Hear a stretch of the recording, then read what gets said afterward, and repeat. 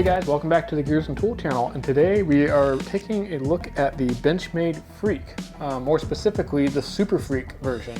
So I'll be honest with you guys, when the original Benchmade Freek came out, the 560 version with the kind of rubberized grip handles, I was kind of like, I passed on it just because I've had knives with the rubberized grip handles before, and they kind of ended up peeling off and making a mess, and I just, especially like under the clips, and I just wasn't really turned on by it. But then they came out with this new SUPERFREEK version with G10 scales, M4 steel, and a couple other nice touches that we'll dive into, and I had to have it. Like, this really ticked a lot of boxes for me, and just a really pretty knife, something a little bit different out of Benchmade's shop, and I said, you know what, I have to have this knife. So here we are with the Benchmade SUPERFREEK. So real quick, let's take a look at the box. As you guys know, I like to show what's in the boxes and what they look like on my videos. That way, if you guys are trying to figure out if the Benchmade you're buying is genuine, you have kind of a reference point. So, Benchmade Blue Class box, that's what that end looks like. And then the label is just a sticker that's on there. It's a Benchmade Freek 560BK-1. And then inside the box, we have the black bag, the axis lock sticker, and then kind of a user's manual, and then the foam liner, which just sits on top of a flat piece of foam. So that's what the box looks like. Let's go ahead and dive into the features of the knife. So again, this is the Benchmade SUPERFREEK. They just call it the Freek, but I like to call it the SUPERFREEK because, it's just something a little bit different out of Benchmade's shop. So just some general specs for you real quick. The knife itself weighed in at 4.2 ounces. And obviously it has G10 scales, which is kind of three colors. We have the red liner on the inside, and then you have this kind of gray and black layered G10, which is kind of nice because it creates this kind of unique pattern when they do the texturing on their milling machines. So everyone's going to be just a little bit different based on how the layers kind of stack up. So super cool G10 handles. M4 steel, which is a high-speed powdered metal steel, which I did some research on the steel, and it's actually pretty interesting. One of the issues with high-speed tooling steels that a lot of machinists run into is the steel becomes very brittle. It's extremely sharp, holds an edge well, but it gets really brittle. And then the M4 is kind of a hybrid high steel, and it really addresses the durability-ness of the steel. It's fracture resistant and stuff compared to other high-speed tooling steels. So I'm going to provide a link in the description below. So if you want to learn a little bit more about M4 steel and what it's all about, click that link in the description below. But super high-end steel, and I'm really glad to see Benchmade putting it on this more premium knife. The knife blade itself is 3.6 inches long, and when I measured it from just the cutting length section, it was about 3.5 inches. So nice large knife. So the overall length of this knife is 8.46 inches long. So relatively large knife. Let's just take that and compare that to a couple other knives I have. Here's a Paramilitary 2, which is a popular knife, but you can see the handle on the Paramilitary 2 is just a little bit shorter, and the blade is roughly the same length. Although you do have the jimping on the bottom of the Paramilitary 2, where the Benchmade Freek does not. Another knife, Kershaw Blur. And this knife has a little bit shorter knife blade, but overall length is definitely quite a bit shorter on the Blur. So the Benchmade is kind of a larger EDC knife. Let's go ahead and get the Kershaw out of here and take a look at the Benchmade Bug Out in comparison. Obviously a lighter weight option, but still kind of similar size category. As you can see, this has a 3.1 inch blade, so about ½ inch shorter, but the handle is significantly smaller, both in length and width. So I just kind of want to show that with the Bug Out. So let's go ahead and get these other knives off the table, because this is about the Benchmade SUPERFREEK. So I've had this knife for a week or two now, been kind of playing with it off and on, carried it a couple times, and just first impressions is this knife, it's a little bit bigger feeling than I thought it was going to be. And I really like it. It's kind of like the Griptilian. Unfortunately, I don't have a Griptilian to put on the table right now, but very similar in size to the original Griptilian. I think that's kind of the best comparison I can give you guys, especially in like the handle thickness. Definitely, kind of larger in hand, feels very secure and sure. It feels like you can really get a lot of work done with this knife. So a little bit bigger knife coming out of Benchmade compared to some of the other popular options like the 940, the Bug Out, etc. So other than the G10 scale, it's just being really cool. The other thing I really liked was these red barrel spacers, along with the kind of the red liner in there, if you can see that. Just a really nice looking knife. I mean, just something unique. The red just kind of sets it off.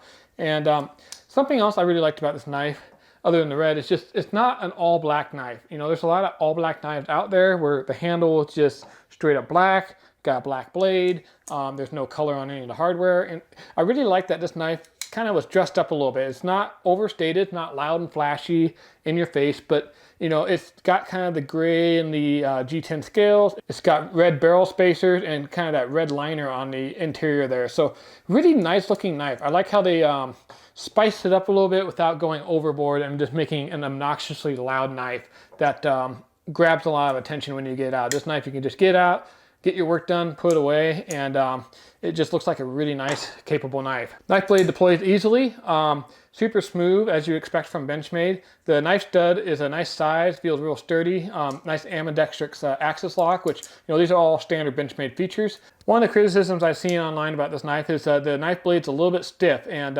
I've been using this one, like I said, for about a week, and if I just pull the axis lock back, you know, it kind of sort of wants to come closed, but it doesn't just close all the way naturally without a little push from the finger.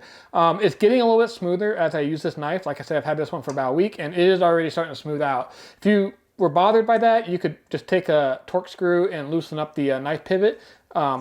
Maybe put a little lube in there, no problem. But other than the knife blade being a little bit stiff, the fit and finish on this knife is super good. The knife blade's nicely centered in the handle.